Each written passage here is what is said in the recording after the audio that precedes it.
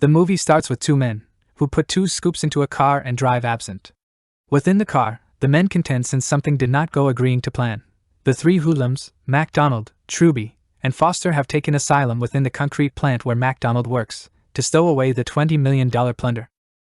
After effectively ransacking the Central City Bank, a small advance on, they are seized by a criminologist named Franks and his men. The three men are requested to disperse the cash. By the by, the gather hurls the pack, which contains as it were a quarter of the plunder, and the officers' men ended up irate.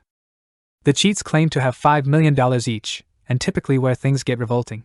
A shootout results, amid which Truby and Cultivate kick the bucket. Within the handle, MacDonald counterattacks and after that withdraws into the woods. One of the men proceeds shooting, whereas the others look the car for cash.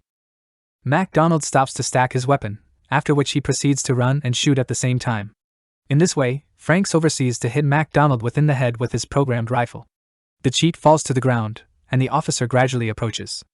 After not finding a single penny, Frank's men say they must take off quickly. MacDonald stands up in horrifying torment after they take off. He battles to walk. After a brief separate, he loses awareness and falls. Afterward, Sykes, one of the police officers and his group are on the scene to explore the occurrence. Interior the thieves' car, they discover their reports and find their identities. They find that Truby, one of the killed, was once a part of the Central City Bank security group. MacDonald, who was truly harmed, is right now in a coma, is transported by paramedics as they approach in their rescue vehicle. Sykes decides that after MacDonald stirs, he will be the as it were individual to associated with him. The news correspondent gives watchers with overhauls on the bank burglary for the 6 News channel. A video of the press conference by Captain Stover of the Metropolitan Police Office is appeared. Captain Glover gives more points of interest, almost the hoodlums and the theft. One of his disclosures uncovers that Truby was serving the bank as a contract specialist. Agreeing to Captain Glover, they are still examining the examination of the occurrence with the FBI. He cautions the open not to act rashly until they have total data approximately the theft. 7 A long time afterward, MacDonald still endures from amnesia. He is confined in a legal psychiatric clinic. He recalls nothing, almost the theft, his family, or the past.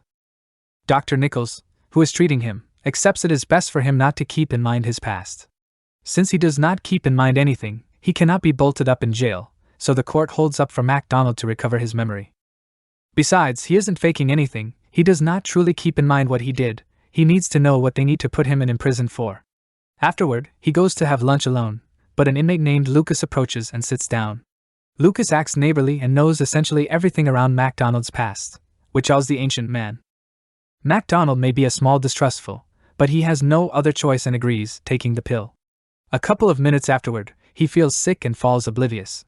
He wakes up a brief time afterward, another to the nurture. He says he feels as on the off chance that he is harmed, and the lady gives him a pill that will make him feel way better.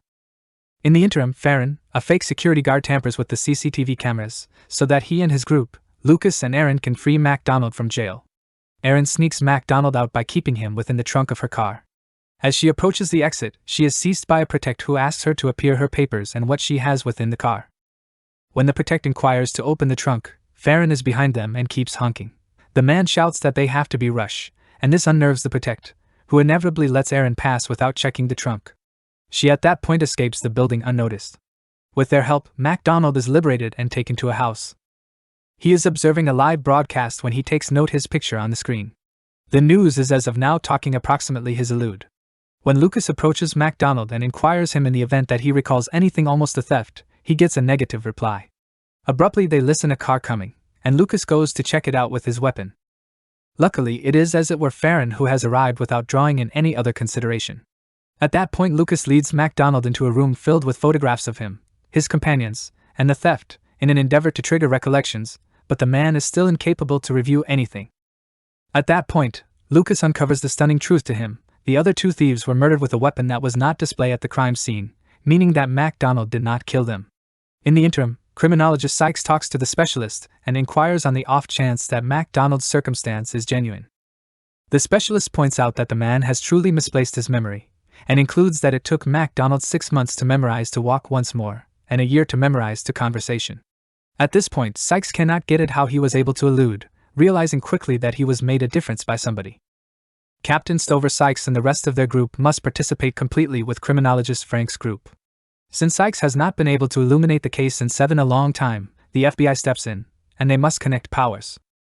The gather that liberated MacDonald extraordinary to re-establish the man's memory. The frontal projection of the brain, which directs memory, is invigorated by an LPT enhancer that Lucas, Farron, and Aaron expected to infuse into MacDonald. Aaron cautions MacDonald that the infusion might cause tipsiness, mental trips, and cerebral pains. MacDonald is distrustful since there's still a hazard that things will go off base. Farron, on the other hand, forces him to require the Medicate in order to keep in mind where he put the cash, so he can go get it.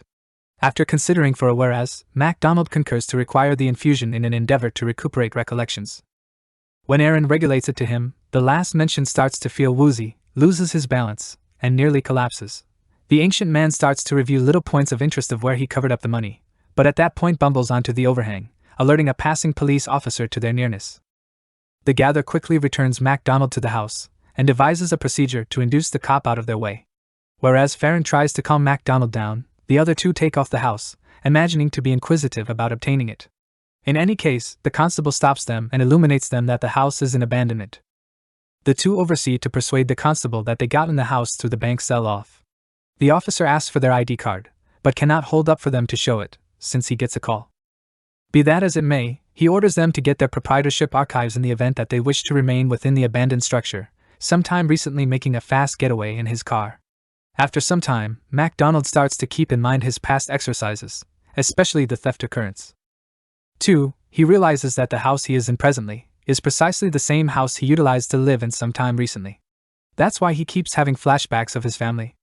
To discover the put where he and his perished accomplice had buried the cash, the trio follow closely and pay near consideration to everything he says.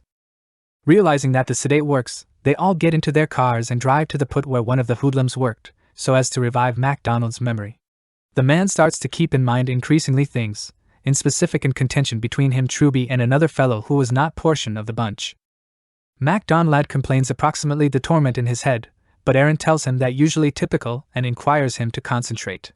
He locks in and recalls that the put where they stowed away the money is close a stream that streams by a cement plant. They promptly get into the car and arrive at the cement plant, where he recollects stowing away the cash. Since of migraines he cannot stand, and the bunch takes him interior the cement plant. Once there, he rests and recollects increasingly subtle elements, approximately the theft, his family, and criminologist Franks. Meanwhile, an specialist finds within the course of his examination that Farron, the security protect, stole the personality of an individual who had as of now passed on in a car mishap. The operator upgrades Sykes on the phone, and when Sykes inquires him approximately the cement plant where MacDonald worked, and whether they ever found out anything, he says no. But Sykes considers they didn't see within the right place. They meander around the building, and MacDonald recollects covering up cash in one of the transports. Lucas focuses out that the news announced that they buried the cash, but MacDonald says they lied. As they seek for the cash, the agent who found Farron's character, Carter, chooses to visit the cement plant, and finds that there are people interior. Aaron takes note the agent's entry and advises the others, and MacDonald starts freezing. Carter orders everybody interior the building to submit. Together with Sykes' agent, 2 other FBI specialists arrive. The 2 specialists contact the captain, and educate him of Carter's entry. As it turns out, the FBI specialists are as it were fascinated by taking the cash and slaughtering the others. The captain hoodwinks the police by saying that somebody saw MacDonald in the open put, so as to redirect the attention. When Sykes inquires to come with them, the captain does not permit him to. Carter calls Sykes and educates him of what he has found. He instantly sets out for the cement plant. Carter carefully enters the building, and Farron and Aaron yield. 2. Lucas and MacDonald find the pack of cash. Frank's men arm themselves and head interior the building. Once they meet, a gunfight breaks out, during which Carter is slaughtered. Aaron and Farron attempt to elude, but whereas the young lady oversees to stow away, Farron tragically passes on. Lucas witnesses this and monstrosities out. Infuriated, he jumps with the pistol and brutally murders Frank's men. Farron's passing weighs intensely on MacDonald. As we learn, Farron was actually MacDonald's child. In the blink of an eye from that point, Franks and his men break into the building, and a modern gunfight breaks out amid which Lucas is shot. Lucas, troubled, coordinates MacDonald to go and recover the cash from his covering up put. Sykes can listen everything that goes on interior the building, since he is adjacent and has not hindered his phone call with Carter. He tunes into all of Frank's discussions with MacDonald, as straight to the point tries to shoot him. It turns out that Franks has been behind this burglary from the starting.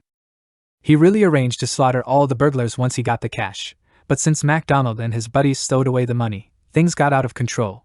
Sykes learns this mystery. When the specialist comes to the building, he effectively kills Frank's men and gets closer and closer to him. Within the prepare, MacDonald fills his cash sack with pieces of metal to utilize as a shield. He at that point pulls out a weapon and endeavors to shoot Franks, but misses. Luckily, Sykes arrives fair in time and kills Frank, terminating various discharges. At last, Sykes permits MacDonald to elude and cover up with the money. Thanks for watching. If you want to see more videos like this, please turn on the notifications and click the like button to support the channel. See you in the next video.